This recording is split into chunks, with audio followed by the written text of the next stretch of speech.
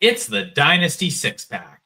No need for any freakouts, because we're talking about breakouts for fantasy football here on today's episode. So hope you enjoy.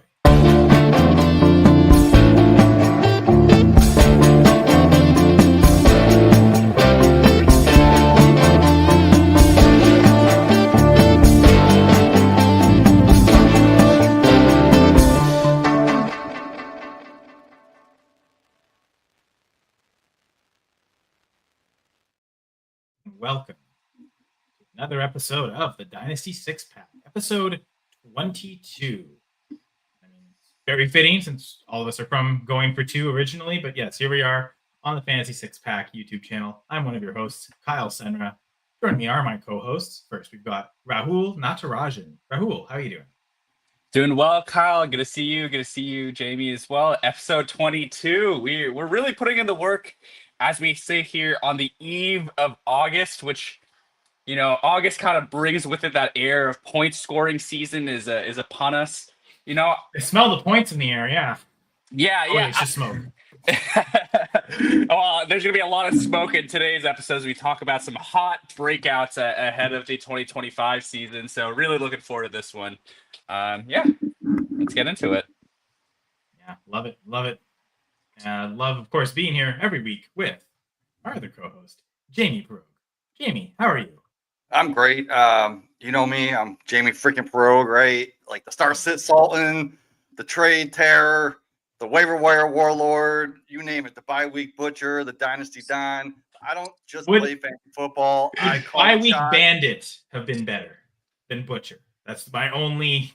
I saw that very impressive message, and the first thing I thought, Bye Week Bandit, is that better than Butcher? That makes you sound like a serial killer, but I guess you have no mercy, right? I do kill it, so that's fine. Yeah. But so I actually just got back. I took a trip. I just got back from the future, and I wanted to bless all you listeners today with some breakouts.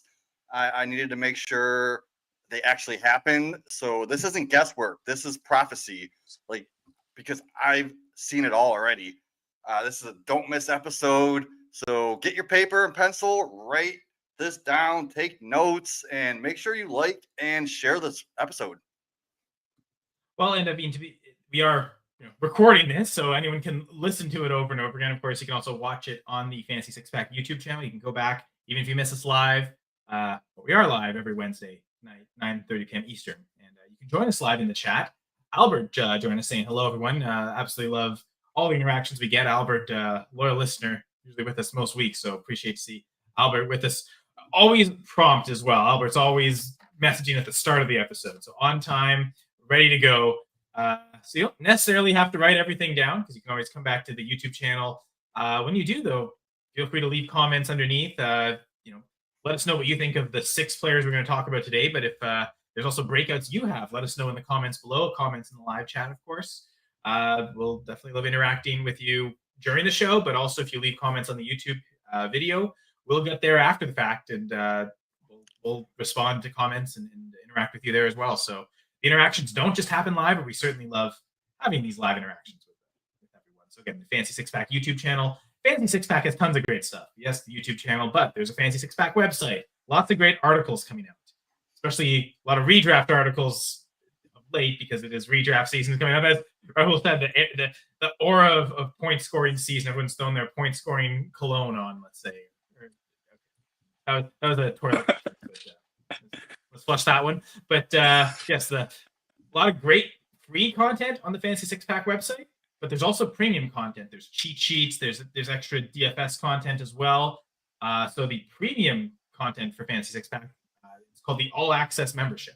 Get everything that's behind the paywall on the site. And right now, Joe Bond is having a special price promotion for that. F6 Pods is the promo code you need to get access to that. So those are all capital letters and the Arabic numeral 6. Don't say Roman. F6P Pods. I think football Roman numerals just associate themselves. Again, even though we got Going for Two Arabic numeral shirt. Fantasy Six Pack Arabic numeral. But we're not the Super Bowl after all. We are we're somewhat fancy. Maybe not super fancy. But again, the All Access membership is the premium fancy part of Fantasy Six Pack. And again, you get that reduced price, That code again, F6P Pods. Also want to mention fantrax.com/fantasy six pack. It's a partnership between Fantasy Six Pack and Fantrax. Great website that hosts a lot of fantasy football leagues. Definitely feels like it's on the more customizable variety. I know Joe mentioned this. He doesn't want to mention any other sites. So how did he describe it? The Windows 95. I guess Windows is a company too, but the 95 internet dial-up website that looks like that anyway. One of its big appeals is that you can customize anything you want. Like it's very customizable in terms of leagues. Anytime I've done salary cap contract leagues on Sleeper, it's kind of a pain because you have to just create shouldn't be saying Sleeper either. On other sites that are really popular, you kind of have to create your own spreadsheet and track everything. That site you can kind of have everything on. Fantrax is that same level of customization. I remember we had the Canada Cup there a couple years ago. Maybe even the CNBBCL, Canada National Best Ball Champions League. I'm sure Jamie would love that. But yeah, we love nothing more than to talk about breakout players. So we're not going to wait any longer. We're breaking out right now. We're breaking into these names. So anything you want to say before we get started?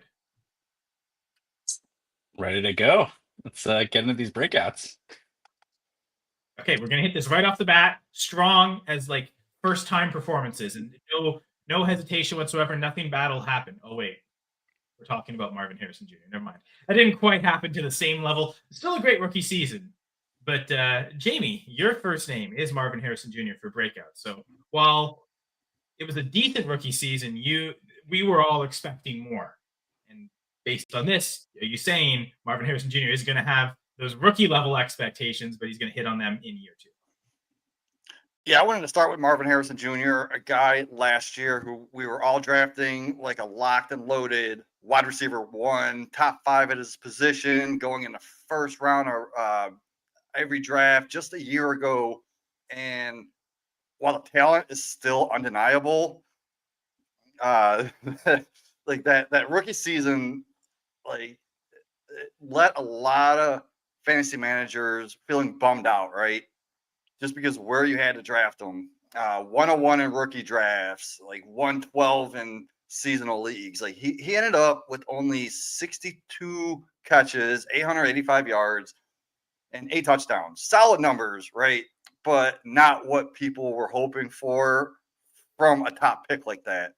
He finished as a top 12 weekly receiver twice. And he came in at wide receiver 42 overall in fantasy points per game.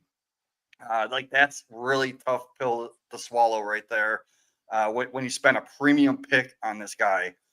So now the Cardinals offense hasn't really changed much. Kyler Murray is still expected to start, and there's no expectations of a new Call of Duty dropping soon, right? So like Marv, he reportedly bulked up in this offseason. He's going to better handle the physicality of the NFL, and that kind of self-awareness and work ethic, it pairs with like that elite pedigree and that NFL DNA he has is exactly what you want to bet on. So especially now that you don't have to pay that wide receiver one price tag, you get him at a discounted price at ADP. Like I'm back in on him. What do you guys think about Marvin Harrison Jr. this year? Honestly, I don't know if I am in even on. I think on Underdog, I think he goes like anywhere from like wide receiver 16 to 20 in that kind of range, and even then, it feels like you're kind of hitting on that wide receiver dead zone. Really, it's more the situation than Marv, the prospect, coming out of college, like as a true blue chip prospect, 4th overall, really all you could ask for. Even on the onset, if you don't think too much about it, it's like a team that was crying out for an alpha wide receiver, a quarterback coming back more than a year after an ACL injury seemed like a perfect spot to boom. So I almost understand like how we like drove him up the board to like that 1-2 turn in seasonal leagues. My concern is more really with Kyler Murray.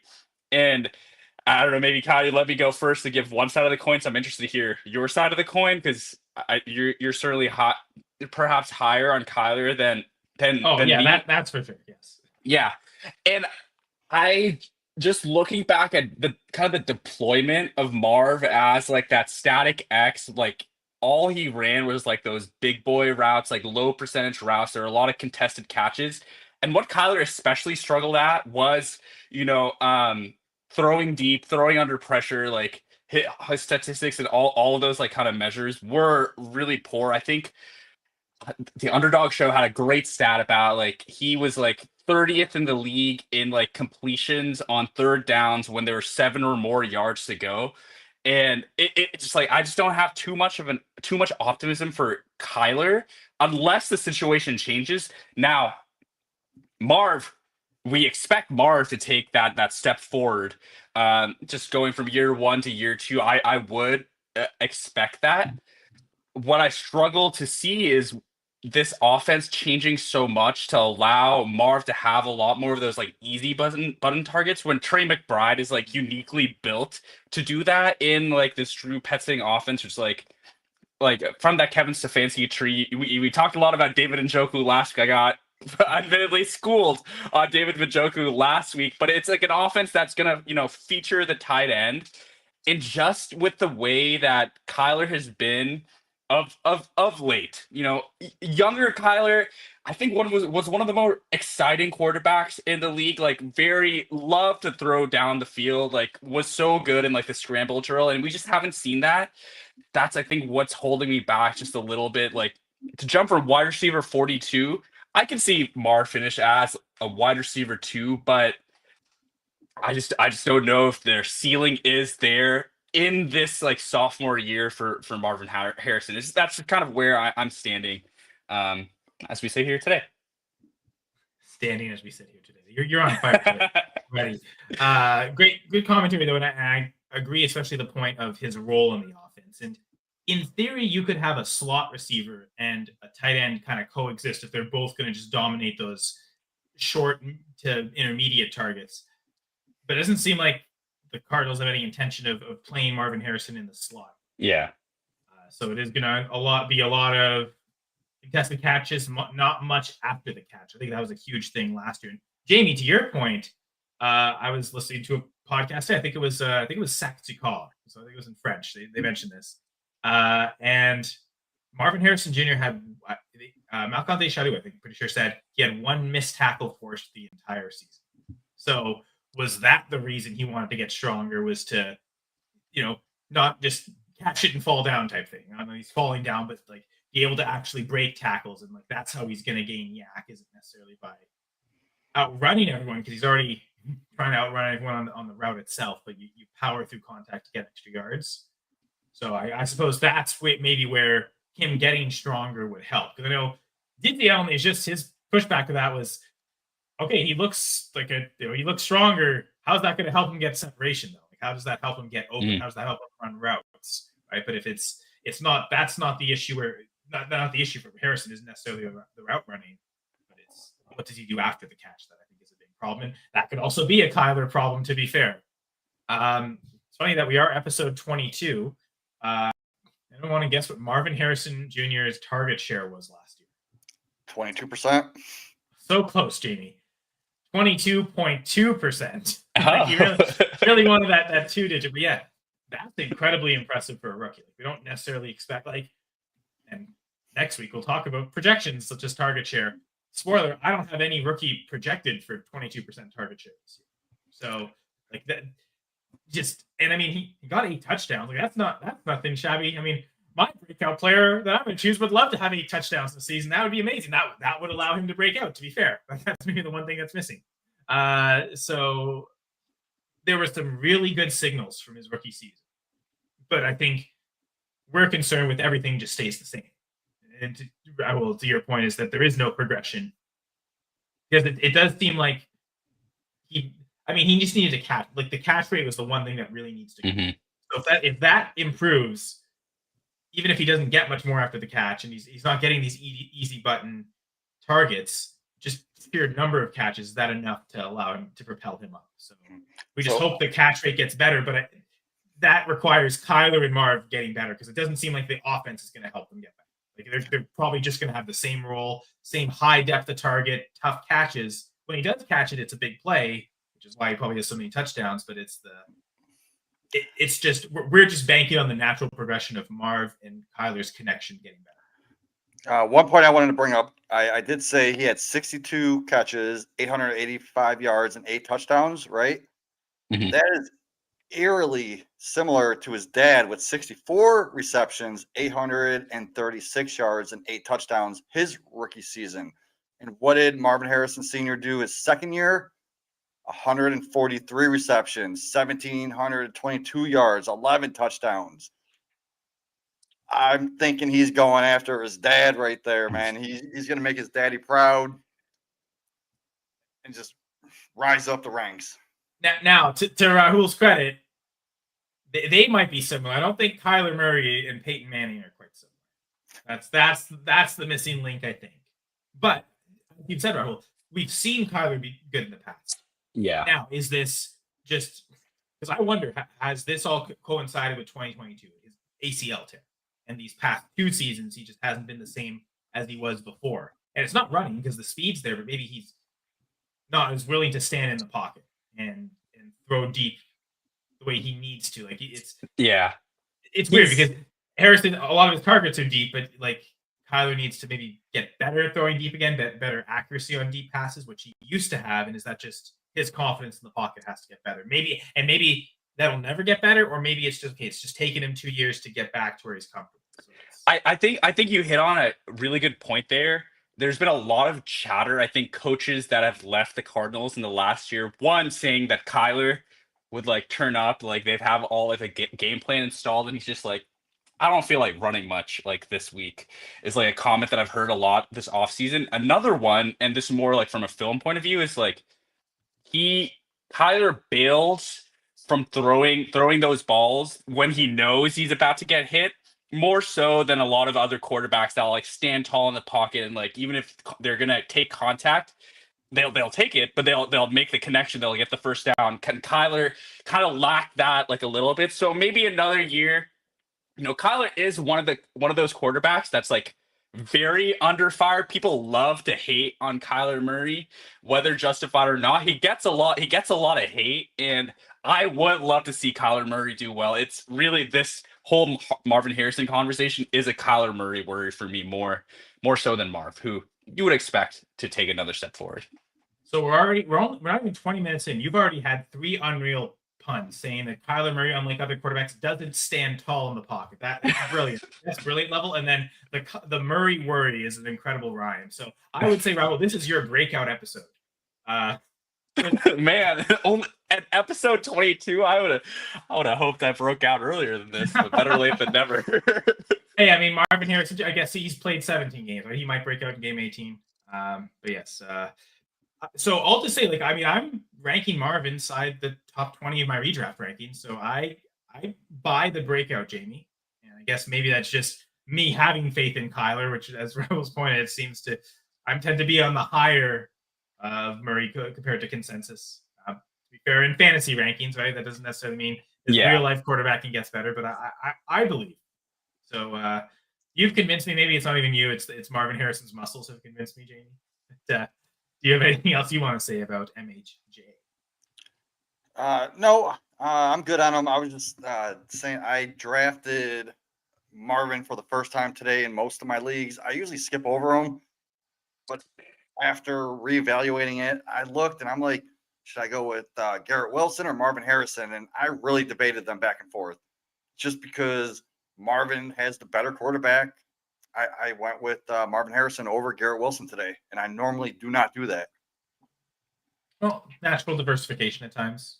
Yeah, I think even just stay on like Marv ADP. Like I think wide receiver 20 is very fair. I probably have him in 19 or 20 in seasonal ranks. They're just like almost after like Devontae, pending Stafford health, Devontae, JSN. I almost just think it's like a pretty flat tier to where I'll just take whoever falls to be like a rounder. I don't want to be the first guy picking from that tier is maybe what's keeping my Marv exposure a little bit low this year. We'll see. Right. So Marvin Harrison Jr., second-year player. Think back to Dynasty rookie drafts last year. Might have been leagues he was going as the 101. Definitely a first-round pick. Something that he holds in common with our next player. Rahul, your breakout is Odunze. Yeah, first-rounder last year, top 10 pick in the NFL draft. So it's all about the second-year breakouts here. So go ahead and give us the spiel on Odunze. Yeah, I'm just going to sound like a massive hypocrite right now for calling out Marv's role as that X in his offense. So now I'm going to praise Odunze and project his breakout based on being the prototypical X in the Chicago Bears offense. But I just think like when I say that, I boil it down to this is a room with a lot of competition. They've just added 2 very highly drafted rookie pass catchers. They have DJ Moore, who maybe a lot of people are a little bit mixed, but DJ Moore has a lot of NFL pedigree.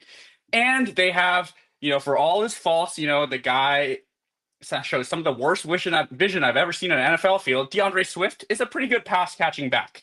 So a lot of competition, but what I would say that stands Odunze out for me is his skill set has the least overlap with the other pieces on the field.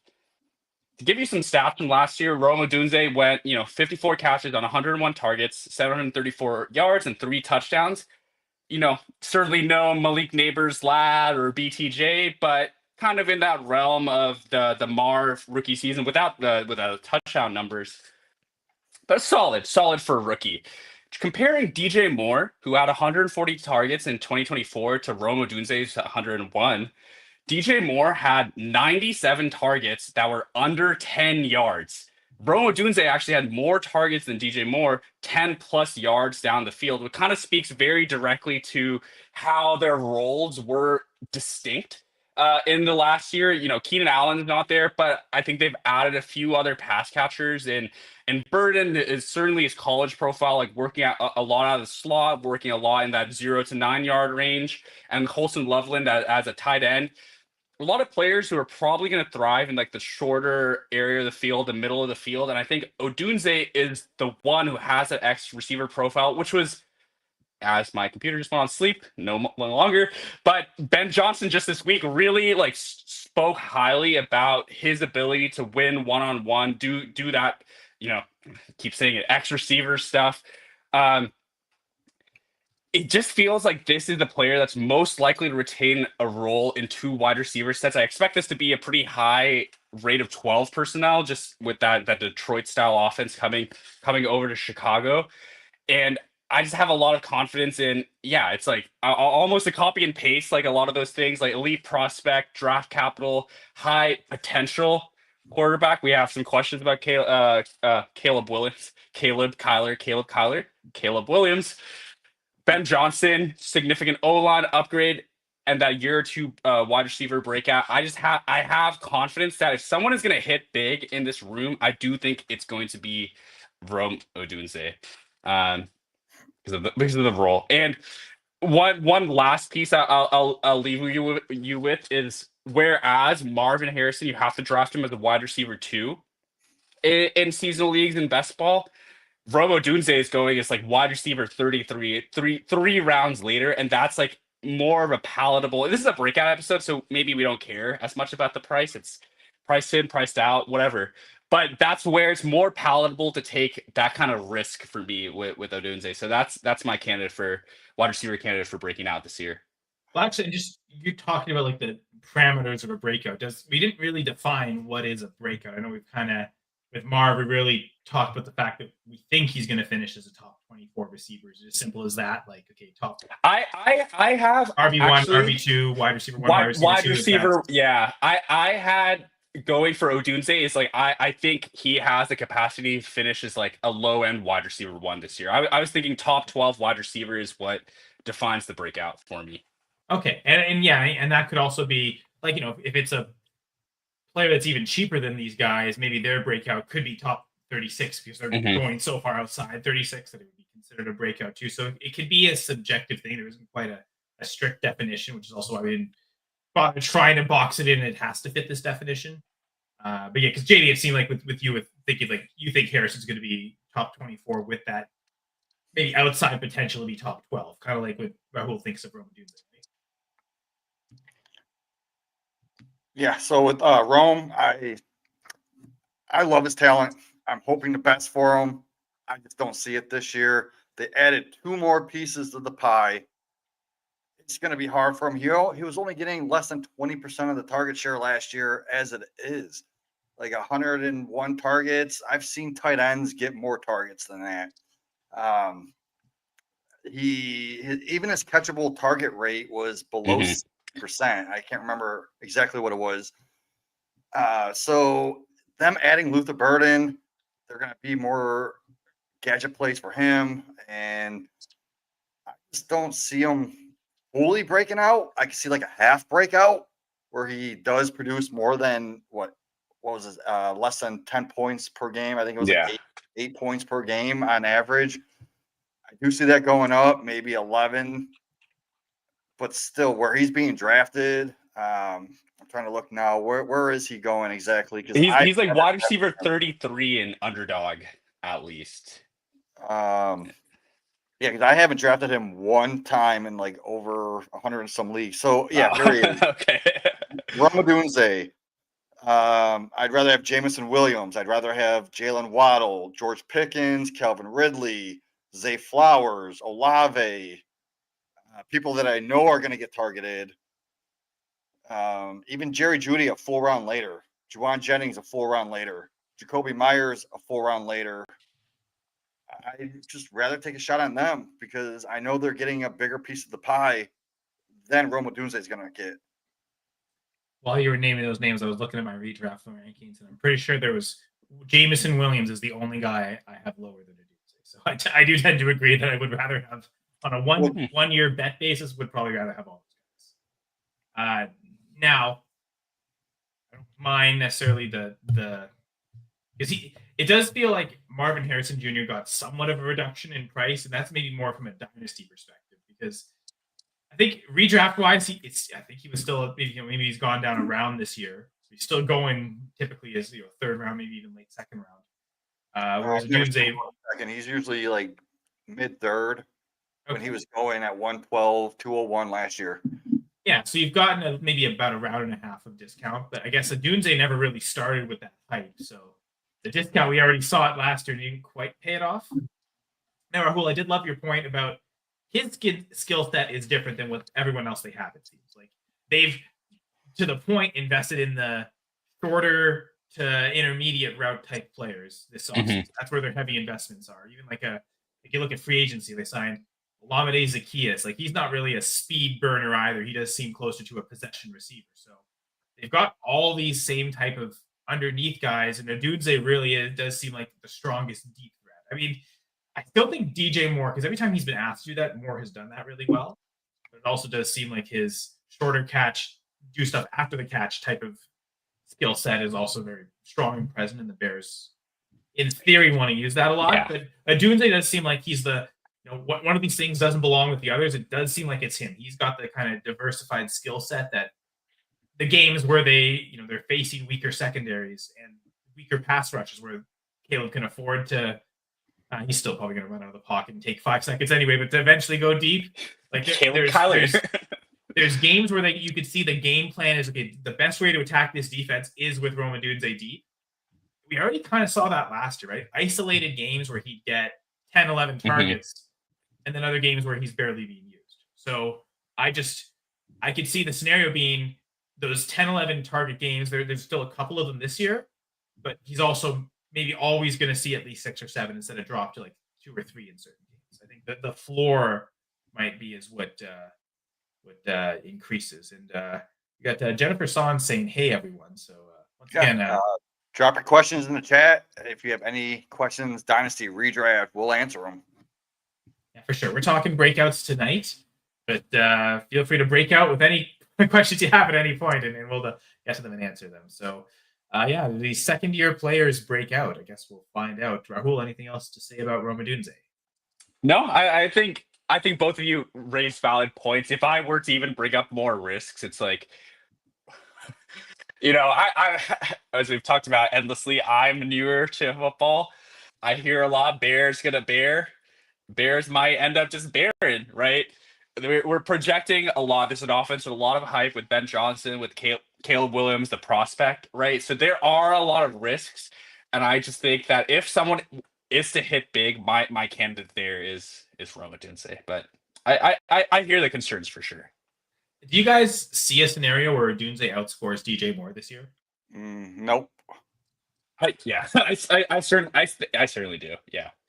I tend to agree with Rahul that I see the scenario, but I don't know if it's I don't think that's a likely scenario. I think that the likeliest scenario is that DJ Moore leads the team in targets and catches again. But how things went at the end of last year, and it seems like Ben Johnson seems like his attitude's been very no nonsense at this point. Like where DJ Moore could maybe get away with some of that stuff last year, and Eberflus, I mean, it seems like the whole team thought he was a joke anyway, so no one took him seriously. It doesn't feel like that's the case here. Like Ben Johnson isn't going to give them a choice but to take him seriously, and could that lead to some friction where Moore is traded? Right? Because that certainly opens things up for Odunze. DJ Moore is traded in mid-season. Like, we got Blake here saying, "Give me Odunze." So, I mean, I don't hate him. Like I said, I don't hate him, but I just think he's going in that area of other receivers that I just named. I'd rather have all those guys over Odunze. If Odunze went a round or two later, I'd be all over him. I don't hate players. I hate their ADP. I mean, you talked about guys like Jacoby Myers. Trying to think of who else. Like guys where the dynasty price is going to be a lot cheaper than Odunze. Mm-hmm. And since we are a dynasty show from that lens, like, there's probably no difference buying Odunze to say even Jalen Waddle. I know he's maybe dipped in price, but from a dynasty perspective, still there's going to be a certain cachet to his name, right? Like you're not really getting much of a discount there. But if you really want to go to desirable assets that'll produce, like it does make more sense in dynasty to go buy Jacoby Myers than it does to go buy Rome Odunze. That's why I kind of, when we were planning this show, like I would term Odunze as a breakout, but not necessarily a buy, because people were smart. Like dynasty players are very smart, right? Like it's all priced in. Buy sells a month from now, so we have the time to figure that out. Yeah. All right. So, all right. Well, you've given your players flowers. My turn for a breakout. And that player is Zay Flowers. That's who I'm choosing as my breakout.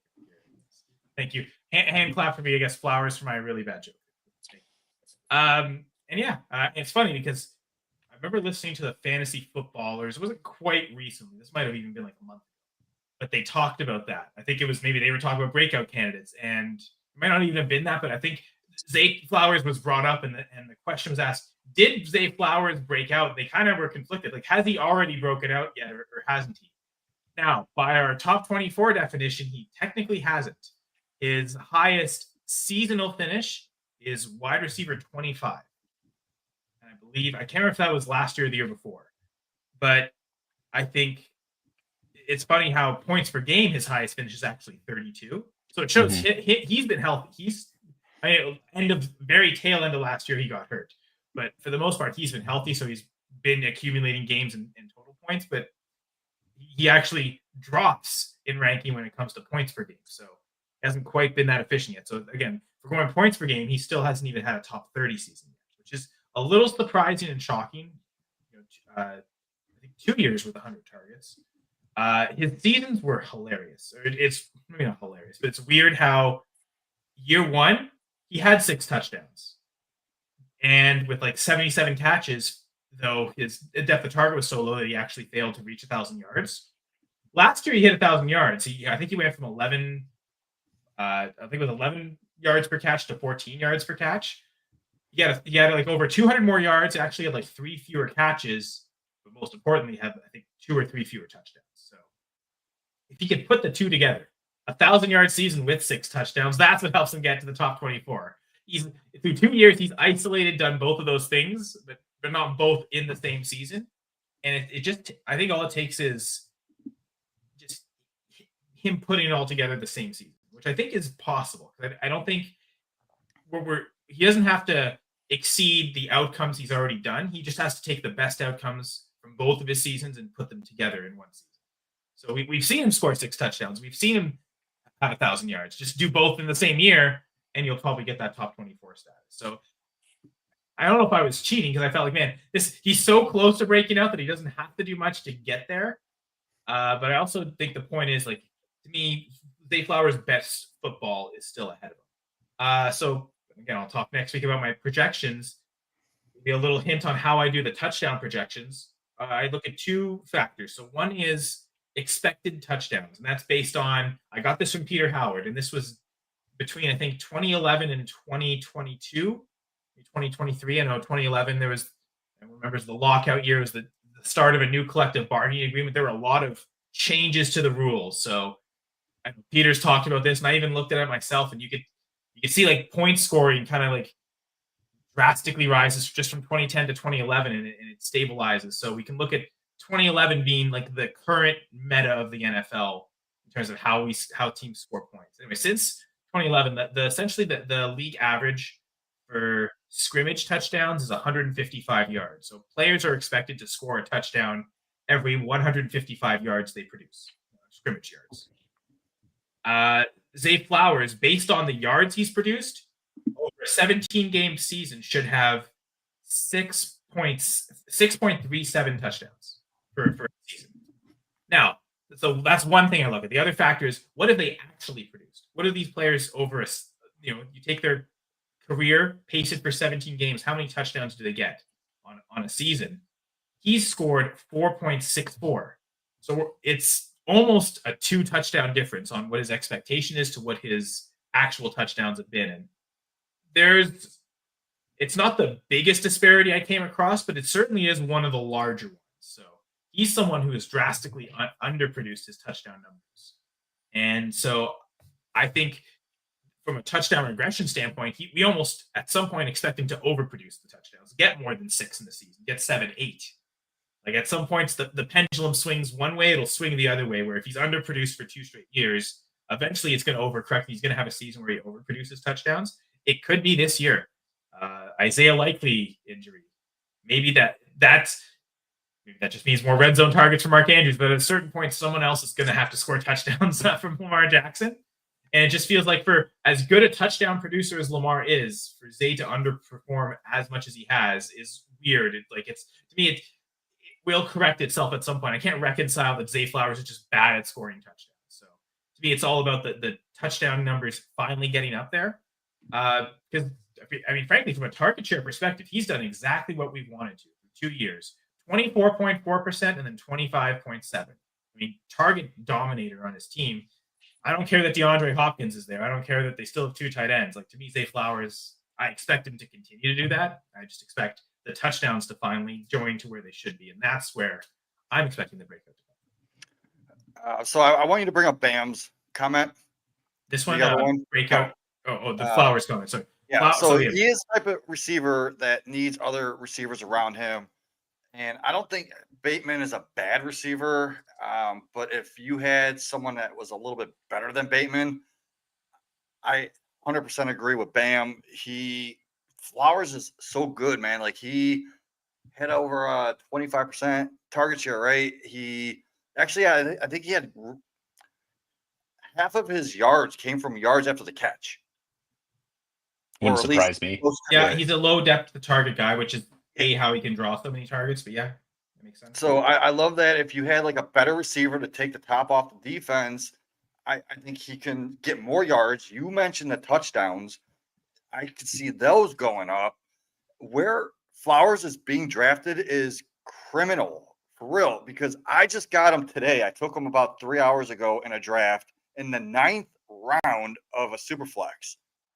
I was targeting him because I do have Lamar Jackson, and I was debating because I have McCarthy also. I was debating between him and Hawkinson, and I went, even with the tight end premium, I still went Flowers because I think he is going to surprise a lot of people this year.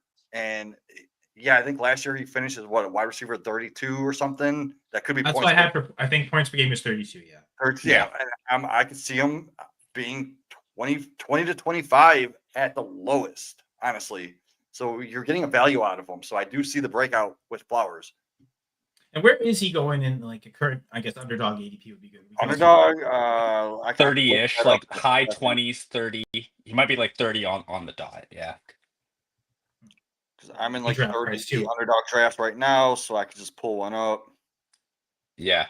I guess while go ahead. Jamie's pulling that up, I'm glad you brought up the touchdowns because I think that's where my biggest fear with the Zay Flowers. And touchdowns is not sticky year to year. You could have that big variance year. This current, it's almost like what we talked about with the Cardinals, just the current iteration of their offense, to where like the Ravens offense is going to be so driven by Derrick Henry and then Lamar, and then once you get into the red zone, there's like the tight ends. Like, yeah, likely we'll see how that injury shakes up. But Andrews is certainly a weapon in the red zone. DeAndre Hopkins, I don't expect to compete even closely for target share, receiving yards, but in the red zone, that's where D Hop has been like quite a fixture. Bateman is like the kind of that deep touchdown guy, and that's even just looking at his game log. Zay Flowers is like a frustrating lineup league kind of player where he's either gonna put up like wide receiver 10 or like wide receiver like 37 like on a weekly basis. And I guess that's just where like, yeah, touchdowns might help him take that step forward, but I think I need a little bit more convincing to get there. The talent is certainly there. The best description I've ever heard anyone give of Zay Flowers is he's Kadarius Toney, but actually good at football. It's a very similar stylistic comp. The way Flowers moves on the field is not many players can move as shiftily as he does. He almost is the type of guy to like something that maybe the coaching staff will drill into him is like sometimes just go and get those 3-4 yards, fall forward instead of like trying to square your man up and like go around him and like juke another guy out and like get a few fewer yards. But the touchdowns is what I'm actually just struggling to wrap my head around. So I'm looking forward to the projections episode, and I see the talent, but yeah, that's my worry with Flowers, Kyle. So Flowers is going ADP at 54.4. Or I'm sorry, 54.6. Around wide receiver 30. It's like fifth round. And he's going around like the Waddles, the Devonta Smiths, the Travis Hunters, Roma Odunze slightly after middle of the fifth, like the end of the fifth kind of thing, I guess, like 5 or 6. And that's just where like bringing it back to like the Marv conversation, it's like what really is going to even be like the difference between like the wide receiver 20 and the wide receiver like 30? It's probably going to be touchdowns, right? Like someone runs a little bit hot, like the receiving yardage, receptions might be all kind of the same. Someone's going to run hot with touchdowns, and that's where like I'd rather shop in the Flowers range for sure. I just don't know if Flowers is the actual name I attach, because when you talk about Waddle, I'm very high on Travis Hunter. It's hard. There's so many good wide receivers in the NFL right now. And like in a Superflex league, like I said, I got him in the 9th round, 905. That's crazy right there. Crazy value. You do, you're not already banking in him being at wide receiver 24. Like he's my wide receiver 4 on this team. I have Ladd, Worthy, Jameson Williams, and Flowers. And I took Flowers after I already had 2 stud receiver or 2 quarterbacks and 3 running backs. Yeah, I know Bam saying 9th round is a steal as well. Yeah. Yeah. Sorry, Bam bringing up a point here, hoping that D-Hop and Bateman will allow Flowers to grow into a Casey-type Tyreek. Not Casey Tony, but Casey Tyreek is what we were after. But not Casey Tony. And F Tony. Well, Jamie, luckily it's not Kadarius Toney that's going to help. But you mentioned earlier you think he needs another good wide receiver to help him. You didn't think Bateman is good enough. Do you think Hopkins is good enough to help Flowers reach that? At his age, I think he could. No, I'm not. I'm not on Hopkins right now. At his age, at his point of his career, obviously he's going to take some of the looks away from him. So in that point, yeah, I guess he could help him. All right. Well, I guess we'll find out, because Bam. I'm pretty sure he's a Ravens fan, but that team has so many weapons that he thinks Flowers is a buy. Because, like, okay, if you're not sure which weapon to buy, go buy the guy that's going to lead the team in targets. Yeah, exactly. The In number 2 one. years, he's shown that he's the target dominator. Like he and Lamar have had a connection immediately.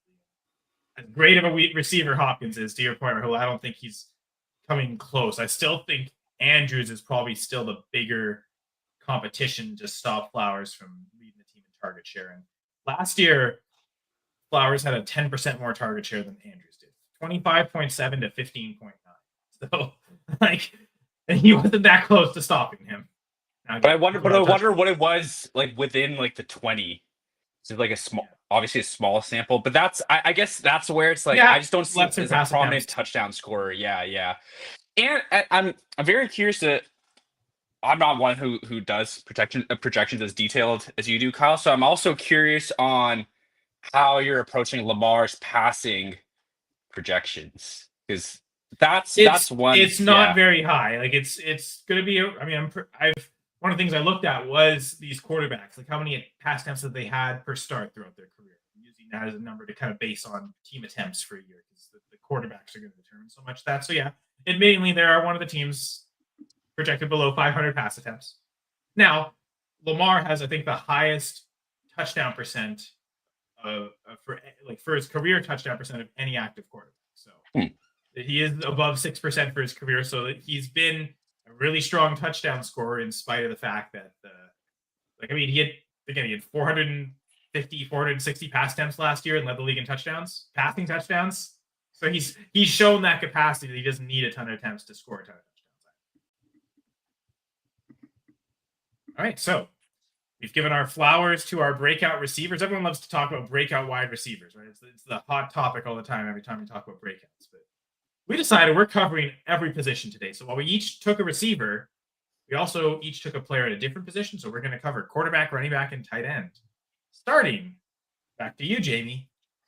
Jamie is going to be jazzing. I don't know, that was the French word for talking. But couldn't think of the J word, but jesting. No, there's no jokes here. This is serious talk. Jamie is going to talk up JJ McCarthy. Go ahead, Jamie. All right. I know this might sound a little bold to some people, but this is one of my favorite breakout picks for the 2025 season. And he hasn't played a single regular season snap yet in the NFL. That's JJ McCarthy, right? I'm telling you right now that MFer isn't real. You know, the plane girl. Sorry, I don't know. I completely forgot about that reference for a second. I might actually be. I actually don't think that whole thing was fake. I think that whole thing was fake and none of it was real. There, can I say I'm that? still thinking of a J word for talking. That's what's got me. So, I might actually be a little too low on McCarthy. This is a 10th overall pick from the 2024 draft, right? Vikings didn't just stumble onto him, right? They hand-picked McCarthy as the franchise quarterback for the future. Only because Caleb, Jaden, Drake May, and Michael Penix weren't there, but yeah. He actually weren't going to take Penix. I'm sorry, Jamie. He really did look sharp in limited preseason action last year, right? He had 188 yards, 2 touchdowns, plus adding 18 rushing yards on 2 scrambles. And that was just in 2 quarters of play. Then all of a sudden he had a bad break, right? The meniscus tear.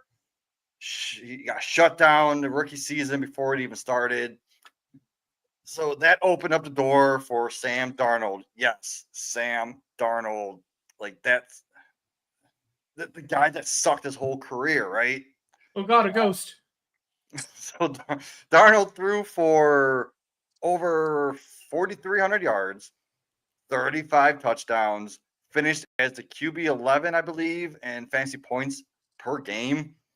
It was wild, but it wasn't a fluke because O'Connell has consistently gotten strong production out of whoever is under center. It doesn't matter. Kirk Cousins was QB7 and QB13 back-to-back years. Josh Dobbs gave us 5 starts as a QB10. Nick Mullins. Yeah, most of our viewers probably doesn't even know who Nick Mullins is, but he was QB14 late in 2023. So the original Shanahan system QB, Nick Mullins. And you're telling me now with McCarthy, a first-round talent who's had a full year to learn the offense, is going outside the top 18 to 20 quarterbacks in most drafts. That's a screaming value to me. And let's talk about the weapons now, real quick. Justin Jefferson, Jordan Addison, TJ Hawkinson, Aaron Jones, even at his age, is still one of the best receiving running backs in the game. Jordan Mason, like that's one of the most complete supporting cast. And I don't think you could beat it, man. Plus the Vikings, they bulked up their offensive line, bringing in I don't know the names off the top of my head. They brought in 2 offensive linemen and a first rounder, Donovan Jackson, and that just solidifies that interior, right? And even the schedule sets up very well for them with an early week 6 bye, and they can always recalibrate at that point if needed. So I'm just telling you guys, look, man, if you're someone who likes to wait on quarterbacks, McCarthy is the late round swing worth taking. He's got the system, he's got the weapons, and the draft pedigree, like not just to break out, but to finish as a top 10 fantasy quarterback by the end of the season. Make sure you listen to me, man. Go grab McCarthy right now. What do you guys think? Well, first off, yeah, you're right with Donovan Jackson. So I looked it up, and yeah, the Vikings depth chart is 3 new starters at the interior of the offensive line. First round pick Donovan Jackson. They signed Ryan Kelly and Will Fries, both former Colts. Ryan Kelly was a first round pick back in the day. Yep. And I feel like a pretty good center. So they used to have a good center with Bradbury, I believe the Vikings did. So like they've shown recently the ability to have a good center and help anchor that unit. So they're hoping to get back to that. So like that interior with the outside tackles kind of established. Like the offense is set up for McCarthy. Like he shouldn't have the struggles of that Caleb Williams had, for instance, with the dysfunctional offensive coach and the really bad offensive line. Like it's like the almost exact opposite of the Caleb Williams situation. And this comment from Bam, I agree. If you put Zach Wilson in O'Connell's offense, we just thought Sam Darnold, yeah, he will be top 10.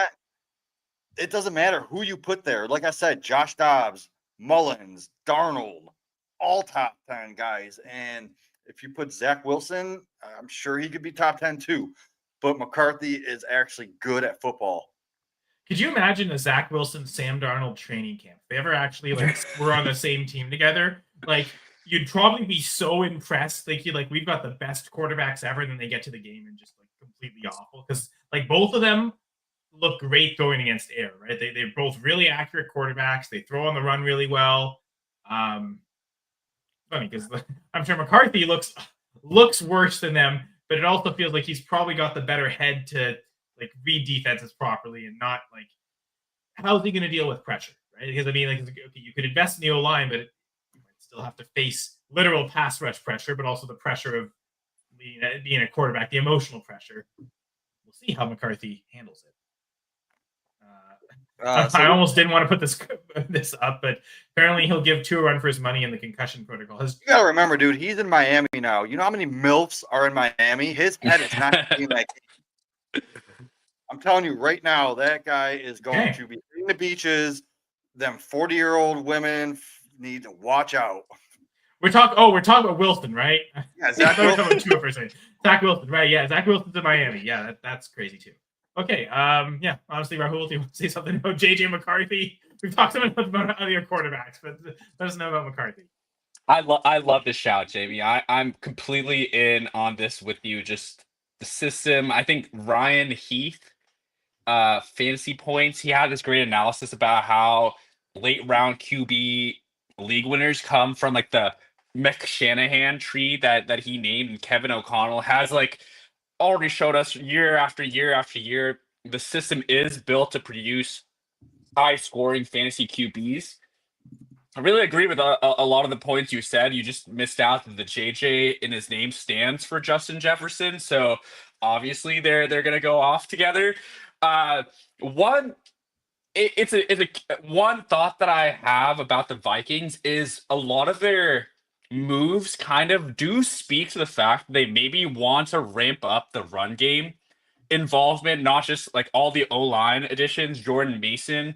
This has been a team that historically in the red zone in the last 3 years is what I mean historically under Kevin O'Connell, not been a very high scoring rushing offense.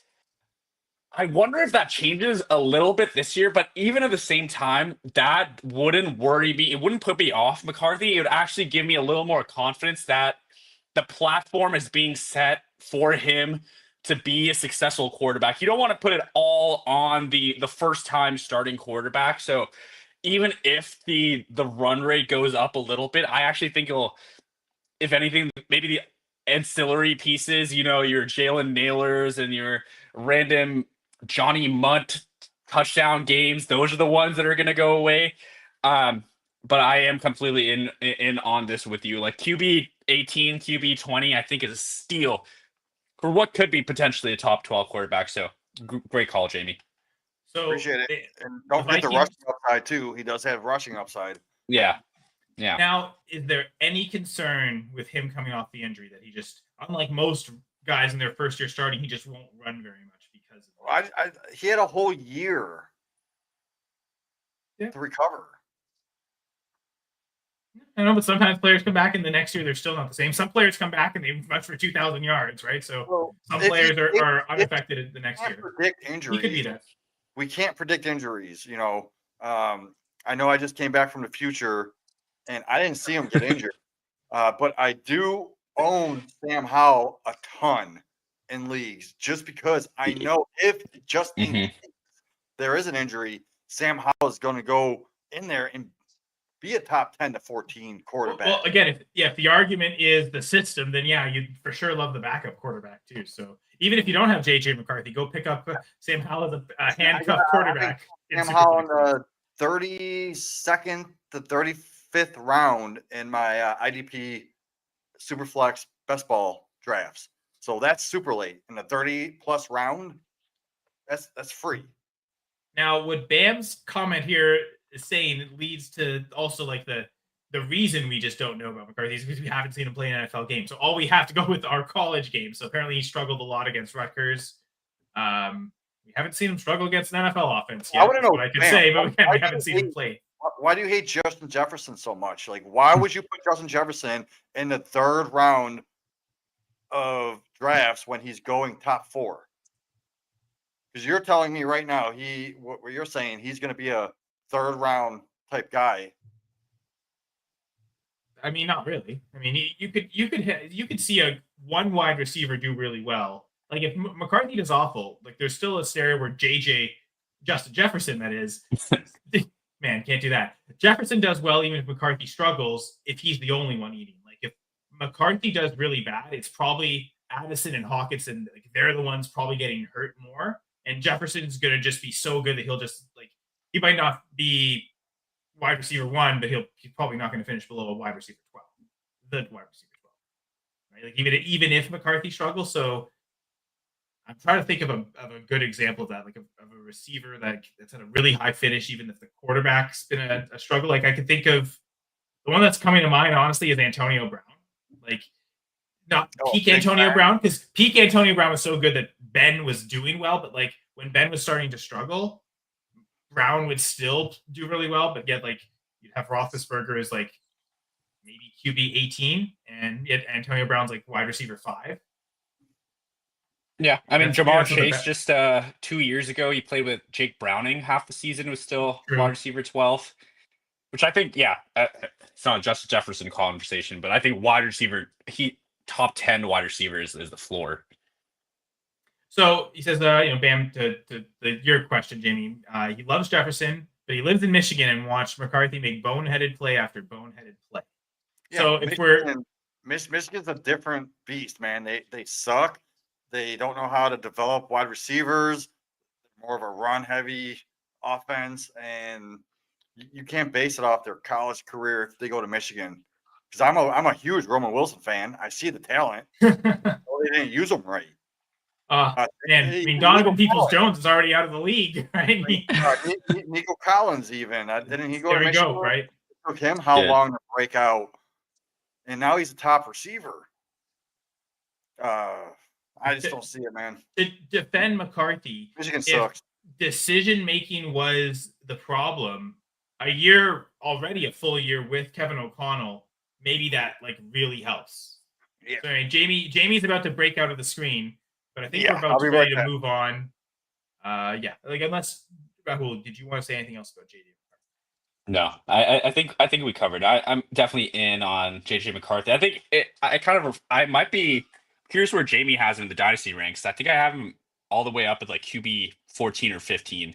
So I am pricing in a breakout this year. See, that's the Drake May range for me, but my rankings are apparently kind of wild. I'm even lower than that. Just so where I have JJ McCarthy ranked in Dynasty right now, I've got him at QB 20. And that's right with Michael Penix, Bryce Young, and Cam Ward. Those are the next three below him. You don't love to dream, Kyle, do you? No, I love the guys who score points. We've seen score points. Like, maybe this is weird, but I've got Tua and Goff immediately ahead of McCarthy. Hey, real quick, one last thing I want to say is if JJ McCarthy was in this year's rookie draft, he would go 101 over Cam Ward, and that's a fact. I think that's fair. Well, we're lucky that he didn't, because then he'd be on the Titans, and that would be an awful situation. He's on the Vikings, so if he was on the Titans, I would not want to invest in him at all. So, I mean, and that's we'll never know, but I mean, who knows? I mean, like, because here was rumors I was hearing in the offseason. If the Vikings decide to stick with Sam Darnold, do they trade McCarthy to the Titans for the first overall pick so that they can take Abdul Carter? That was like a discussion point that people were. My thought to that was, why would the Vikings do that? Right? Like, if they believed in McCarthy enough to take him 10th overall, like, that to me is a sign they clearly believe in him. So if they believe in him, why would they give up on him now? So I always thought that was like selling just too quickly on him right away. And I mean, if you're the Titans, the first overall pick is also like a financial, like beyond football, right? Like the allure for the brand. How many were there Titans fans this year that just became Titans fans because they had the first overall pick? Like, I'm not sure if that's a thing that happens, but like, how much more media time did they get than they would have got because they had the first overall pick? So there's also those type of repercussions, but we're not worried about what NFL teams do for trades. We're worried about what these players do for fantasy football breakout. So we're ready to break out our next player. Are we ready? I guess I should. We're ready. Sorry. One last comment from Bam. So we're not quite ready. But McCarthy is only attractive draft prospect because the weapons around him. He just thinks he's a poor man's Brock Purdy. It's funny to me because I like Brock Purdy, so I'm fine with it. Right? Like, if he played like Brock Purdy, I'd be overjoyed. So Bam's higher on him because if he's comparing him to Brock Purdy, that's QB 7, 8. I was gonna say if his rookie season is what Brock Purdy's produced, like he's gonna win Offensive Rookie of the Year, and like the Vikings might win the division. So Purdy's first season starting, I think he had like a 8% touchdown rate. If McCarthy does that, he's breaking out. He's probably finishing as like a QB 7 with them, and we're pretty. I would say we're probably a pro Brock Purdy podcast than a lot of others by consensus, because there's some people that just hate Brock Purdy. So wrong place, Spam. This is the wrong place to use Brock Purdy as an insult. We think that's a compliment. That was a compliment. But thank you for the comments regardless. But we're gonna move on to the next player. So our running back breakout, Rahul. You're going with Isiah Pacheco as your breakout. Isiah Pacheco, and this is where the definition of breakout might be challenged a little bit. He's a running back who has had at least in half PPR and RB15 season by points per game. So, man, if he outdid RB15 this year, that would be phenomenal return about where he's going seasonal, what we could buy him for in Dynasty. Let me tell you this, guys. We want to talk about a running back. I don't want to insult the viewer by talking about Bucky Irving, about Chase Brown, even about Kenneth Walker. Y'all know those guys are good. The statistics on a full season don't have them as RB1s. You can split it up however the way you want. Those guys, good candidates to be RB1. So I wanted to dig a little bit deeper. That's almost why, Jamie, I wanted you to keep the jailbreak, because I think this is the redemption of Isiah Pacheco this year. I'm a loyal guy. This is one of my more highly touted players for the 2024 season. The hypothesis seemed great for a game and a half, and then he had a pretty gruesome injury. He came back towards the end of the year, played, I think, the last 4 weeks of the regular season through the Super Bowl, but only averaged about a 40% snap share. Just didn't look like that same guy who runs like he's furious at the ground. But Isiah Pacheco coming into this year, really, I think this is just a guy who's going to lead the backfield on what should be and then what is projected as a top 6 scoring offense in the NFL. And that's where great value can be had. We see in recent years the likes of James Conner in 2022, his first season on the 21, his first season on the Cardinals, Jamal Williams in 2022, David Montgomery. There's so many guys that you can name that are just like, maybe Jags, you would call them as talents, but end up on the goal line on great offenses. And I think that's exactly what Isiah Pacheco could be. Taking you back to really, I copy paste a lot of my last year's analysis here, but Pacheco, I think if you were to say he broke out, it would be from week 12 in 2023. From week 12 of that season through the Super Bowl, he played 70% snaps in all but one game, averaging over 17 points per game. Should have been good for RB2 in that season, saw half PPR. He also got 4 or more targets in 6 of his last 8 games, and you can tell this is from last year's notes because it coincided with McKinnon injury, and he's off the team. So, That's true. Yeah. That still applies. Derek McKinnon is not currently on the Chiefs roster, so that is exactly right. Now the Chiefs, again, 2020 they had 29.6 points per game. The Chiefs as a whole, 28 in 2021, 29 in 2022. That dropped to 21.8 in 2023. So I was like, positive regression. End up with 22.6, which is a little bit of regression, not all the way. So maybe I'm beating a dead horse here with the Chiefs bouncing back, but you cannot keep a Patrick Mahomes team down for too long. The offense has changed over the years. It's a little more controlled, a little more dink and dunk. It's a very efficient offense in not in terms of explosive plays, but on success rate, it was actually one of the more efficient offenses. Success rate, I think, is a little bit of a flawed metric because it's it considers the number of yards you need to get a first down, and it's if you need 10 yards, 4 or 5 yards is considered successful. If you need 5 yards and 3 is considered successful, and that that just screams what Kareem Hunt did. He got you that 3 or 4 yards in every play, but I really do think Isiah Pacheco, health willing, and so far training camp doesn't seem like there's any limitations on him. He did come back and play, but I think he is going to be healthy. I think Isiah Pacheco is going to come back and lead this backfield. It is a contract year for him, and maybe a kind of an endorsement of Pacheco as that kind of guy is their only investment in the draft. And what is supposed to be one of the better running back rookie drafts of the last couple of years is they only went for 7th round Brashad Smith, who his skill set doesn't really overlap with what Pacheco does on the ground. They re-signed Kareem Hunt and they brought in Elijah Mitchell. You put any other running back in questionable competition onto the Chiefs, and you're this guy is probably going to dominate the work. I think that's what Isiah Pacheco is going to do. I also I do want to allude to the other guy I mentioned in our chat was Brian Robinson. I think it's the exact same hypothesis of a guy, contract year, 6th round rookie pick. I mean, it's been Jacoby Krosky Merit Week on Twitter. Everyone's talking about this guy, but I just think these are guys that are going to lead the backfield and have the goal line role on a high-scoring offenses. And those are bets that I do want to take at the prices they're going. Pacheco is RB26 on Underdog. So an RB3, Brian Robinson's RB29. If you go to, we hate Keep Trade Cut, but Keep Trade Cut, RB27 and RB30 respectively. Very cheap prices for what I could see the return being. So that's just kind of the hypothesis that I have. It's not like, does it fit breakout? Maybe not. But does it fit smart play? I definitely think so. So Isiah Pacheco is my candidate for running back breakout. So It is- my worry is he didn't really break out. He played 17 games his rookie year, right? Mhm. Just under 1,000 yards, and he had a handful of touchdowns. I forgot how many exactly.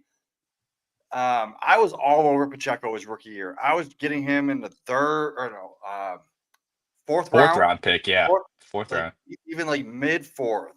And then all of a sudden I started grabbing him early fourth. Shout out to Joe Pepe because he's the one that got me on him. But after that rookie year, I sold him. I sold almost every single one of my shares for like second round picks. If I held on to next year, yeah, he played 14 games, pretty much the same amount of yards, I believe, but he almost doubled his touchdowns. So he did become like a top 15 type running back. Mhm. Then last year, we had an injury. So if you want to talk about injury, like on a contract year, coming back from an injury, I don't see his value being where he's being drafted because where he is being drafted, I'm looking now, and I'd rather have a DeAndre Swift. I'd rather have a David Montgomery, a Caleb Johnson. Those guys are all going. Those guys are all going ahead of. No, I'm looking at my current draft, and they all went after him. Aaron Jones went after him. Tony Pollard went after him. So in your current draft, someone really liked Pacheco. Someone, yeah, like Pacheco, got him in the 6th round with the last pick of the 6th round. Even if you got him with the first pick of your next round, you're looking at like Jalen Warren, Brian Robinson, like you mentioned. Contract year, man, in Dynasty, I don't see someone else signing him. Like if he doesn't blow up this year, he's just gonna fade away because you mentioned 7th round pick Brashard Smith. Well, guess what? Isiah Pacheco was a 7th round pick. He was almost Mr. Irrelevant that year. Well, something I definitely hear you. I think I see the contract year as a positive for this year's workload. Both players in the, Brian Robinson, Pacheco, I see it as incentive to like really load them up with touches. I think something that Pacheco more than the landing spot, something that I always look at for rookie running backs is speed score. And this is like a combination of their like height, weight, and 40 time, I think mostly. And Pacheco was like near the top of the class in 2022. You know, a class that included Brees Hall, Kenneth Walker. I think really do think it's an athlete that's not very easy on the eye, but really a high tier athlete. So I really don't see the contract year as something that turns me off him, though I understand the long term value. Dynasty at the running back position almost at a certain point becomes like a year to year game. Like, how many running backs can you really count on? All right, this guy is going to be my starter next year, right? Like, I almost have like stopped like thinking that far at the value that you probably could get. Is what I would say in response. You're thinking of like the rookies, the guys in their second year. Like those are the guys you're banking on long term. So right now, I'm looking in redraft. I would consider Pacheco anywhere between 24 to 20, 30, 24 to 30. Yeah. Right. Yeah. But we're talking breakouts. He was already RB14. So I would think I cheated on the breakout definition. Well, I was gonna say sure. this really feels like it's the top 12 breakout. Like you're thinking like it's possible he finishes as an RB1 this year. So I do like aspect of him being in a high-powered offense. They are going to use him a lot, but I did hear that Kareem Hunt has been taking snaps over him. Worries me a little bit. It just seems like the guys that are going around Pacheco that I can get, I think they have a better opportunity to hit the top 20 than Pacheco.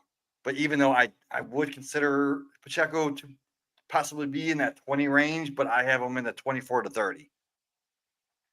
Yeah, I think that's fair.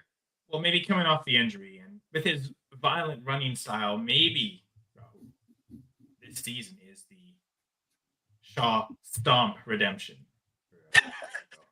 I'm not clapping on that one, Kyle. Oh, okay, I thought that was brilliant. I've been holding that one for several minutes. Okay. Moving on. Apparently Bam likes it. Bam agrees. Bam's also high on crack, not just Pacheco. Oh my god. What are you, Danny? Everyone smokes crack. I don't know, just from his previous comments about like McCarthy and Bam is a great family man. He's a firefighter. Like this is a hero. He's on crack. Jesus, Jamie. We love you, Bam. Thank you for commenting. Please come back. What a strange thing for Jamie to say. Oh, wait. What a strange thing for me to do and take Brenton Strange as my breakout. Oh, that one gets the clap. I thought that was way worse. That's okay. We got a strange brew here. The cream of the crop. Oh, wait. No, that's not true. Actually, I think the cream of the crop is Evan. He's gone. And that's really, I mean, to me, I'll make it quick because Brenton Strange is the starting tight end for the Jaguars. And I think I'll check who was the Jaguars tight end Lawrence's rookie season, but I don't think it was. I think Ingram got there his second year. It wasn't Ingram. It was a bad year anyway. But regardless, outside of that rookie season, I think his first year with the team, Ingram got 98 targets. So outside of Lawrence's rookie season, his top tight end has gotten at least 98 targets each of the 3 years. And combine Ingram to Strange's production last year, I think that's a reasonable outcome for Strange to have. So you look at his target share; it was only 10% last year, but that's he was active the games where Ingram is active. So those games count for him where he wasn't getting anything. Those games count just as much as the games where he was the starter. If you look at just the games where he's a starter, that target share is a lot higher than 10%. His tight end, Lawrence's tight end, his rookie season was James O'Shaughnessy and Chris Manhertz. So I can see why you didn't know those. Target them. I can also see why he didn't target them very much. Wow. Okay. Who did he target in year one? Like, who was even on the Jaguars? Marvin Jones? Marvin Jones had 120 targets. Laviska Shenault had 100 targets. Oh, Jamal Agnew. Yeah, O'Shaughnessy was 8. Okay, so that year he didn't target the tight ends very much, but and I guess there wasn't an excuse because there was no one on the team, but that was just you almost write that season off. Literally the worst head coach in NFL history was his head coach. So, and that's not just hyperbole. Like, literally by full-time head coach's winning percentage, Urban Meyer is dead last in NFL history. So, Jamie, leave Bam and his drugs of choice alone. It's not your drug choice; it's your player choices that I'm. Okay, that's what it is. He doesn't hate the players; he hates the ADP, and I guess that's here it is too. So I don't really have anything because statistically, if you look at Strange, nothing in his profile says he's going to break out. But if you look at the Jaguars starting tight end, like that's such a valuable position for fantasy that, frankly, like all the tight ends ranked ahead of him, they're all in their established spots. It's tough to see a breakout or a massive change. Like, he's the one tight end that really stood out to me is this guy can break out because things changed. His situation changed. He is the starting tight end. He no longer has Evan Ingram soaking up all those targets. So I expect him to. I think in my redraft rankings, I believe I have Strange as like tight end 15 or 16. So I don't know if in my dynasty rankings he is 15.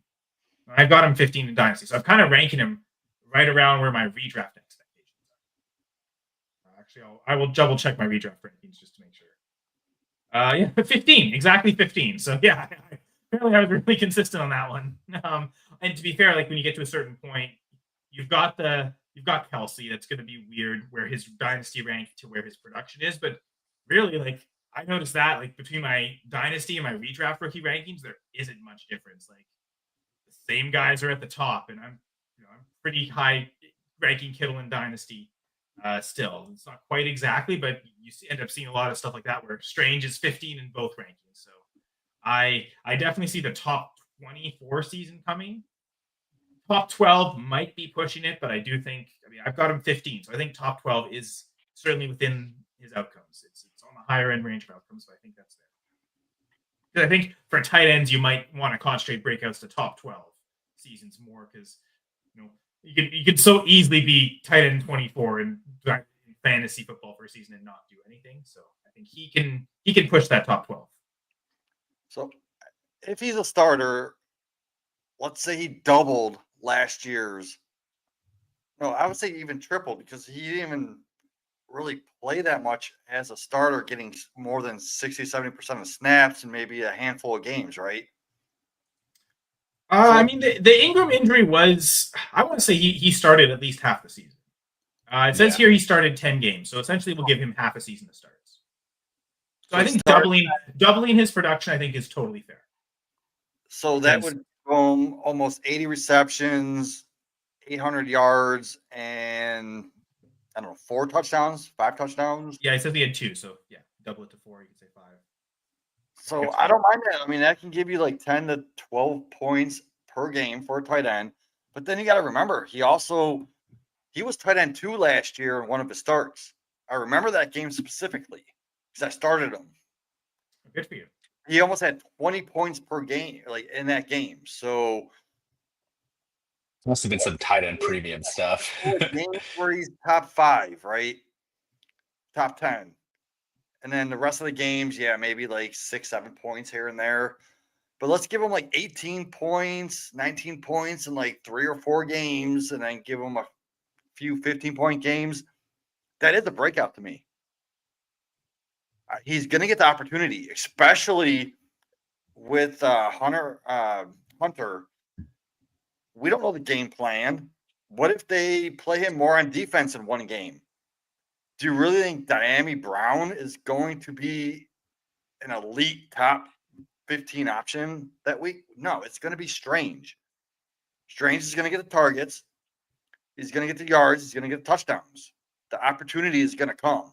So I love Strange, man. I've been grabbing him every draft that I can. Very, very late.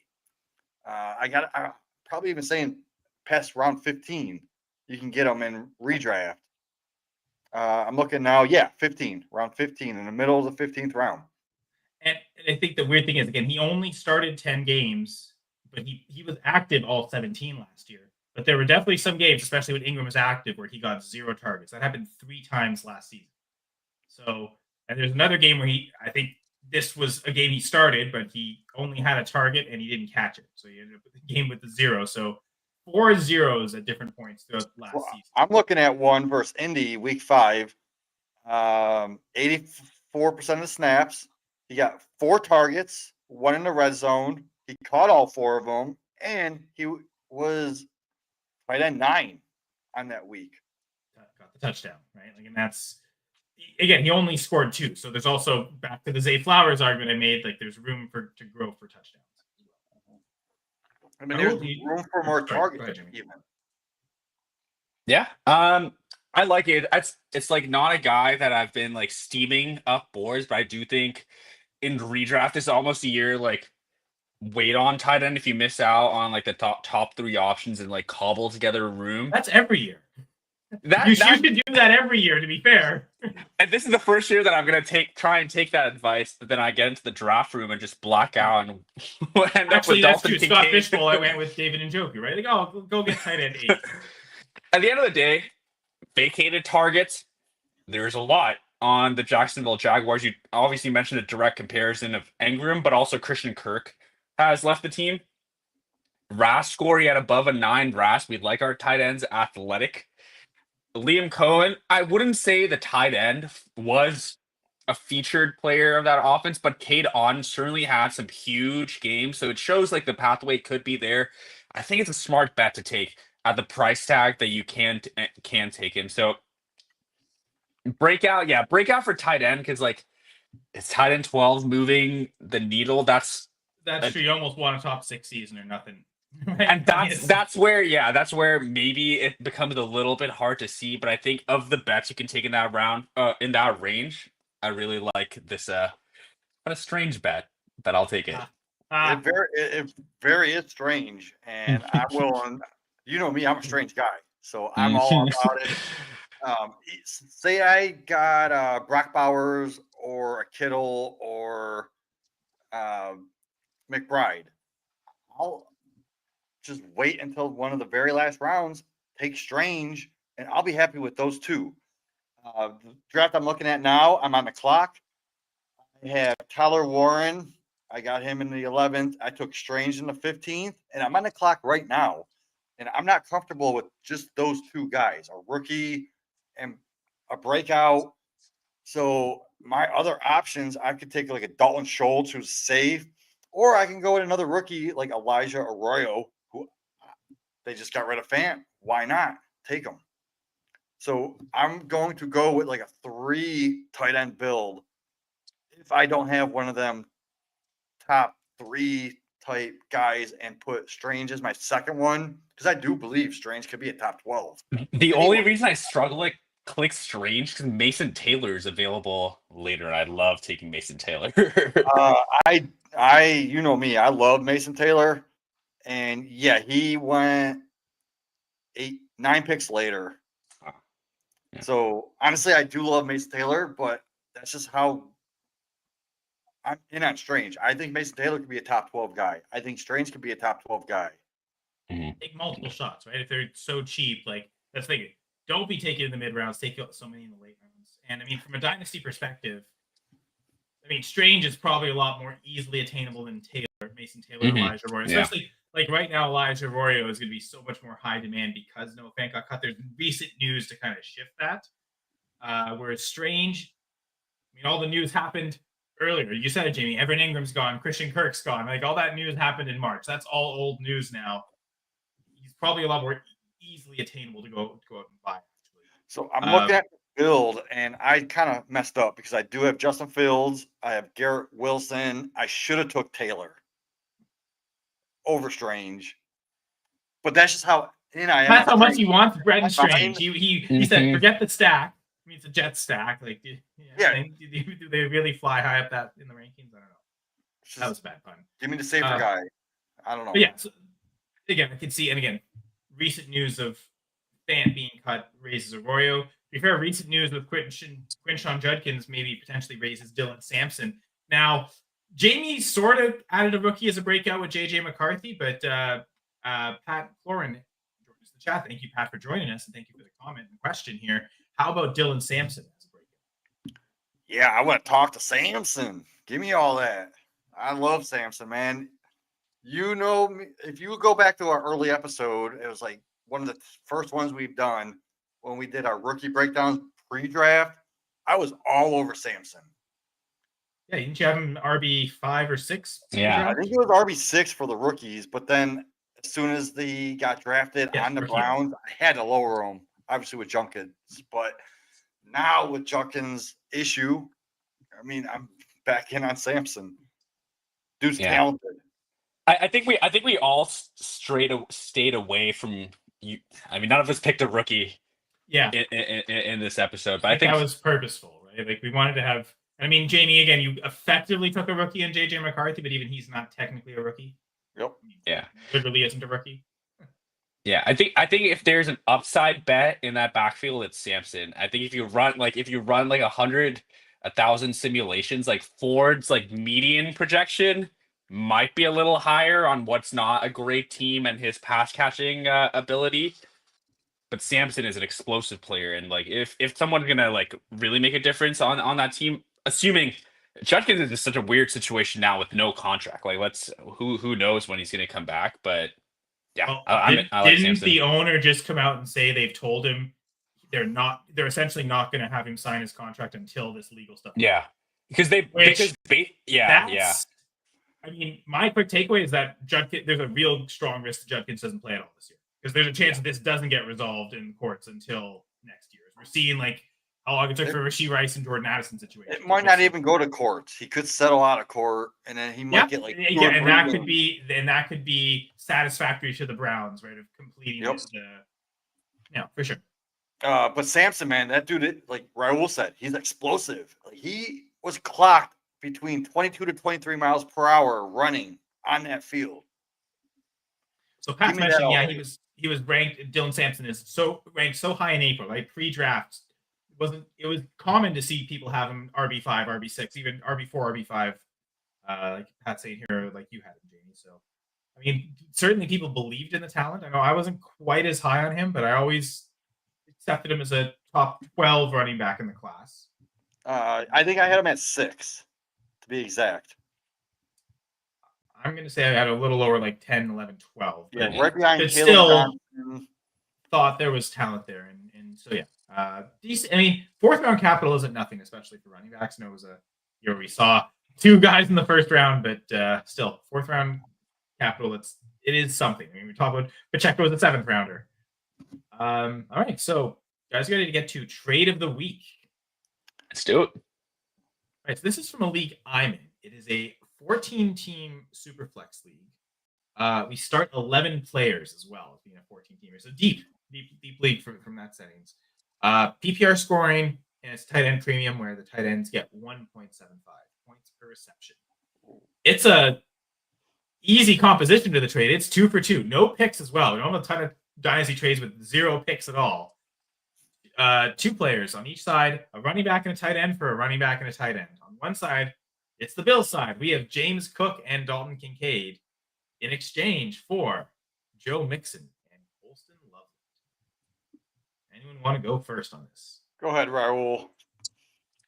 Man, this is a bit of a tough one. I immediately I like, sectioning parts of, even I like decompose this 2-on-2 trade to even smaller bits, and one could say Clearly you're lining up James Cook with Colston Loveland, right? Like, let's cross the positions. Exactly, and then Kincaid, and man, I was very high on Mixon coming in, and all the vibes have been really bad so far. But you could probably say, like, equivalent, like maybe the tight end premium in this league bumps up Kincaid a little bit more. So, but on the onset, it looks like a very fair trade. I really, personal preference, much prefer the players on the Loveland Mixon side. James Cook, I think, is just like really at risk of touchdown regression. I mean, he quadrupled his career output in rushing touchdowns in one season, and I mean, I was using contract year to rise up Brian Robinson and Isiah Pacheco. It's contract year for James Cook as well, and that's been a bit of a stalemate. Smart on Cook and his agent for going in and like trying to make the most of what could end up being a career year for James Cook. But I have some concerns of him repeating what he's done, and it's running quarterback, offense that's spread out. It's like to bet on 2 players in the Bills offense, and Josh Allen not being one of them, is almost a difficult bet to make because it's such a spread out offense that like I don't know. And I don't know. I might have talked myself in circles a little bit. Just I do like the Loveland side. Curious to hear what your guys' thoughts are. So, in my opinion, I hate these trades. I don't think you should trade a running back, tight end for a running back and tight end, because there's no, like, there could be a little position upgrade and you're downgrading one and upgrading one, downgrading another. It just doesn't make sense to me. You're missing out on other opportunities to upgrade at other positions if you're trading away one of these guys. For me, this isn't close, man. Give me James Cook and Kincaid all day. You're getting a top running back, right, at his position, top 12 type guy. And you're also getting a top 12 tight end. You know how much I love Loveland. I'm a huge Loveland guy. But there's not that big of a gap between Loveland and Kincaid than there is between Mixon and Cook, especially now that we've seen this injury with Mixon. So if you make a trade, don't trade a quarterback for a quarterback. Don't trade a running back for a running back, straight up. And this falls in that same category. Don't trade a tight end and running back for a tight end and running back.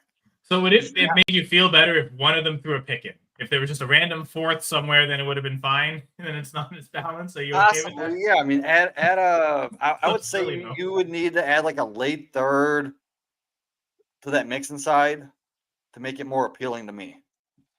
Yeah, It's pretty close then. If it's a late third, that's not. well, and it's funny because I was, if I had to guess, and I think based on your reaction when you said it too, Rahul, if I had to guess which side Jamie was going to choose, I thought he would choose the Loveland side just because he likes Loveland so much. Yeah. Because when I viewed this trade, my first thought was, this is all about the tight ends. If you have a strong conviction about either tight end, like if you think Kincaid is so much better than Loveland or Loveland so much better than Kincaid, then the running backs are almost irrelevant, right? If you think there's a massive difference from one a tight end to the other, you just go for that side. And so this just seems counterintuitive to me, and that just puts red flags if someone offers me a trade like this. I would say, and I'm trying to think, rebuild or contender, if it's clear what side is the other. Because my first thought with the rebuilder, I could see either way, right? Because okay, you want Cook's a younger running back than Mixon, so in theory that would be the side a rebuilder would want. But right now, if you're a rebuilder, you almost don't worry about Mixon's injury, right? You're okay. That's not points he's going to score for me, and I don't really care if Loveland doesn't break out as a rookie. As a rebuilder, like those points are irrelevant to me. I'll sell Mixon when he's healthy, but right now he's not scoring me points, so I'm not as a rebuilder. I'm not worried about selling Mixon, so I almost think a rebuilder would prefer the Mixon Loveland side right now, because if you have Cook and if you have Cook and you're a rebuilder, you feel like you have to sell him immediately, and maybe you do anyway. But with Mixon, he's not scoring you points, so he's not hurting you. And like in a rebuild team, you'd probably really want Loveland. And then what's again, the difference between Loveland and Kincaid? Like, there's not much there. And that's where I'm really struggling as a rebuilder. Again, I can see. Sorry, Jamie, but as a rebuilder, I can see why you'd prefer Cook. But at the same time, I can also see why Mixon's appealing in a rebuild. So from a rebuild perspective, it's really tough. Like, sorry, I'm not even looking at as Cook being in a rebuild. Because again, ideally, either side of this, if you're a rebuilder, you're probably selling either running back as soon as you can for picks, right? So like Cook almost 27 or is he 26? He's about to end his rookie contract, so I'm gonna guess he's 25. I would have guessed 25. He's turning 26 in September. Okay, so he'll be 26, and Mixon's what, 2-3 years older? Yeah, probably. He was a young rookie coming out. As a rebuilder, I mean, you still have like 3 years draft wise, but you still have 3 years left of Cook compared to Mixon. But Kincaid and Loveland, they're both in the top 10 tight ends for Dynasty. They're not that far apart in age. So in a rebuilder, wouldn't you want the James Cook? I guess to keep it about Loveland, Kincaid. We've seen Kincaid. Kincaid is a known quantity, right? We know both like the offense very well. We know Kincaid, like he has his strengths. His weakness, I would say Kincaid's weakness is he's an atrocious blocker to where like they need to have Dawson Knox in the field more. Like they can't just trust Kincaid and 11% all the time. So Kincaid's almost competing with like Khalil Shakir for snaps is like where like I struggle to see Kincaid, and Loveland is almost like maybe the value is just like the mystery box. If it again, Loveland we've not seen him play. We know he's good at blocking. So I mean, they're close in talent. You can't deny that. They are very close in talent. Loveland, we don't like him for this year in redraft, right? And this is the last year of Kincaid's contract, or is it next year? One more. No, I think one more. This. Oh, well, he has 2 more left, but he's a first round pick, so they'll also have a 5th round option. So he might be 3 years left on his rookie. Like I don't like the connection between Josh Allen and Kincaid. I'm not going to deny it. I don't like it. They don't mesh together. And I'm not sure if it's that they don't mesh together. Clearly, Kincaid has had a problem catching the ball. He's gotten a lot of targets, but the catches haven't been there. But we've also seen guys turn that around. Jerry Jeudy, prime example. Great target share throughout his career. The catch rate's awful. We've been talking about that with breakouts all day. Marvin Harrison Jr., Roman Odunze. We'd love for those catch rates to get higher, right? And that's what we need Kincaid to do. And so, okay, rebuilder, I think it's really tough to know which side you want. I think there's arguments to be made. Cook's younger than Mixon, but again, if you're a rebuilder, you're almost worried about Cook scoring you points, and that's making so your draft picks almost, you're lowering your draft pick by raising yourself in the standings with more points. Whereas Mixon to a rebuilder right now, they're not worried about it. As soon as he comes back healthy, okay, you sell him then, and you never having score points for you this year. As a rebuilder, that's appealing. But again, I understand Cook's younger, you have more track record to sell him as a rebuilder. But I think in if a you're rebuild, I think you can get more value out of James Cook selling him off. Oh, for sure, because he's younger, right? Like, and that's why you'd prefer it. But I think if you're a rebuilder, honestly, what you want to do if you're a rebuilder and you make this trade, you sell James Cook immediately. You want to sell him. You don't want him on your team week one. If you're truly committing to rebuild / tanking and trying to get the best pick possible, you don't want James Cook on your team week one. You want to sell him before. Now, I talk so much about rebuilder being close. To me, I prefer the one side where it's a clear, if I'm a contender, I want this. If I'm a contender, I absolutely want James Cook Kincaid. A tight end. I just think the tight end is going to score me more Kincaid compared to Loveland. Right now, with Mixon's foot injury, I'd have to say I'd easily want Cook over Mixon as a contender, because I think Cook right now is in line to score more points. Once Even Mixon's back healthy, points per game, he might outscore Cook once he's back, and that's fine. But I think you get more weeks right now out of Cook. So personally, I would go with the Cook Kincaid side, thinking that, again, I struggle, and I've gone back and forth which side I want in a rebuild. But as a contender, I clearly want the healthier running back and the tight end that I've seen earn 17 and 18% target share through 2 years. I think Loveland will be very hard pressed to earn that as a rookie. With all the competition there, him getting 17% target share, that would be a miracle. Like, I'm underselling Loveland if that he's that. I think we might all be. If he gets that type of target share as a rookie immediately with that crowded room, it shows that he's just so talented, it doesn't matter who's around him. I also think quarterback situation, which much clearly rather have my tight end connected to Josh Allen, in spite of Jamie's concern with their connection. I wonder, because Allen's targeting him. He's looking at him often. I'm willing to buy in that eventually Kincaid is going to figure out and get a better reception total. I think Allen's too good of a quarterback for him to be the issue on that. So yeah, I like the Cook Kincaid side. I'm with you on that, Jamie. Yeah, I think I talked through all that in terms of my reasonings. Yeah, I guess I was going in with a player take and maybe some take lock. So like I said, I think Loveland and Kincaid hold so much value that if you think Loveland is significantly better than Kincaid, then that side makes sense. You'll take the older Mixon in order to get Loveland if you think he's that good of an asset. So to me, again, the two running backs are almost irrelevant, and I have Kincaid higher than Loveland. And that, so to me, like, that was one reason that really pushed me to that side. But you guys made a great case. This was an awesome show, guys. Loved it. I agree. Thank you, Pat, Bam. We had Albert, of course, Jennifer as well in the comments. Appreciate that. Jamie in the comments. Yeah, number one fan. Yeah, there's my queen waves to the "Hey ladies" comment that Jamie made, and not like Freddie Mercury queen wave, like very old queen. Okay, that was not a very good joke. We're gonna end here though. Maybe Rahul should have made the joke at the end because he's been so good at it all episode. It was his true breakout episode. But yeah, our breakout players.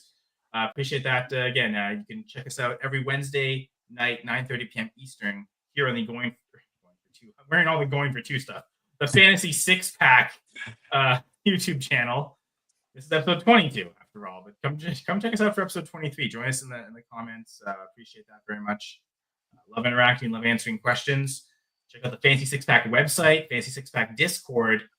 Available for free, but there is the all access membership to get extra channels on the Discord, extra articles and content from the website. And there is a promo code right now to get that all access membership at a reduced price. And that promo code is, close the page, but it's F6P Pods. I know by heart now said it enough. F6PPODS. All letters capitalized with the Arabic numeral 6. There's a number of things to cover as well. First off, Fantrax and their partnership with Fantasy Six Pack, or Fantasy Six Pack's partnership with Fantrax, however you want to say it. Fantrax.com/Fantasy Six Pack. If you want to find out more deals or details and get all the details of the great site that is Fantrax. You can follow me on Twitter at Senra Says. Rahul's at Small Talk FF, and Jamie Perog, of course, is at Jamie Perog. Any comments before we leave, guys? Great show. Another one. And honestly, like, I love hearing you guys talk through your process, like how you guys break down players' situations. It helps my game quite a lot. I swear I thought you say break down breakouts. And maybe it wasn't my breakout episode. He's still missing some of that high-end opportunity. He just broke down at the end. That's okay. But yeah, great show, guys, and excited for the next one. And thanks for watching, everyone. All right, so we'll be back. I project that we'll be back next week. And one last thing, just remember, I am from the future. I handed you all the secrets, and if you still draft the wrong guys, that's between you and the fantasy gods. That's not our fault. So remember to hit that like button, subscribe to the channel, and there are no friends, just future victims. Jeez.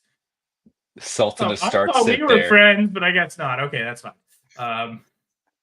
I am in leagues with Jamie, so I have been victim to some of his trades, but that's fine. We're really friendly here, so come join us every week here on the Dynasty Six Pack. We'll talk to you all next episode.